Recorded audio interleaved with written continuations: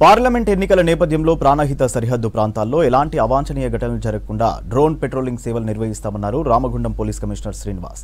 మంచిర్యాల జిల్లాలోని Pranahita ferry point వద్ద drone patrolling units ని కమిషనర్ పరిశీలించారు.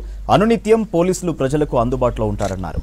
గ్రామాల్లో అనుమానాస్పద వ్యక్తులు కనిపిస్తే పోలీసులకు సమాచారం అందించాలని ప్రజలకు సూచించారు కమిషనర్ శ్రీనివాస్.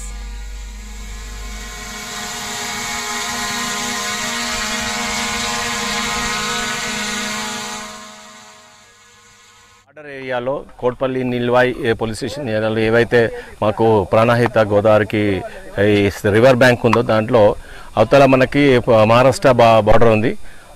ఇక్కడ మొత్తం ఇంతకుముందు మావోయిస్ట్ అఫెక్టెడ్ ఏరియా డిక్లేర్ చేయబడింది. దీంట్లో భాగంగా ఇప్పుడు ఈ సిచ్యువేషన్ ఎట్లా ఉంది, ఇదంతా గ్రౌండ్లో ఎట్లా ఉంది, గ్రౌండ్ ఫోర్స్ అంతా ఎట్లా వాళ్ళ యొక్క మరాల్ బూస్ట్ చేయడానికి గ్రౌండ్ ఫోర్స్ డైరెక్ట్గా కాంటాక్ట్ చేయడానికి, తర్వాత నాకు కూడా జాగ్రఫీలో ఈ యొక్క ఫెర్రీ పాయింట్స్ అని చూసుకోవడానికి, తర్వాత రేపొద్దున ఇన్ఫర్మేషన్ వస్తే ఎలా ప్లాన్ చేయొచ్చు, ఎలా ప్రొటెక్టివ్ మెజర్స్ తీసుకోవచ్చు, దానిలో భాగంగానే ఇక్కడ రావడం జరిగింది.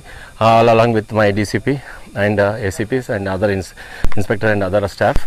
ఈరోజు ప్రాణహితలో ఈ యొక్క ఫెర్రీ పాయింట్స్ ఏమున్నాయో ఒక ఫెర్రీలో చూడడం జరిగింది. డైరెక్ట్గా అక్కడ ఉన్న వాళ్ళతో మాట్లాడడం జరిగింది.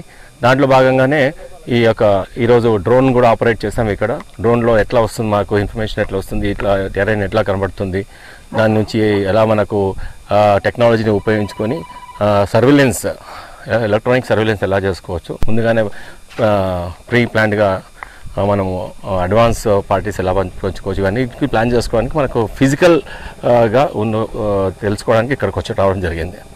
దాంట్లో భాగంగా ఇప్పుడు కమింగ్ ఎలక్షన్స్లో టోటల్గా ఎడ్జ్ టు ఎడ్జ్ నా ఎంటైర్ జ్యూరిస్డిక్షన్, కమిషనరేట్ జ్యూరిస్డిక్షన్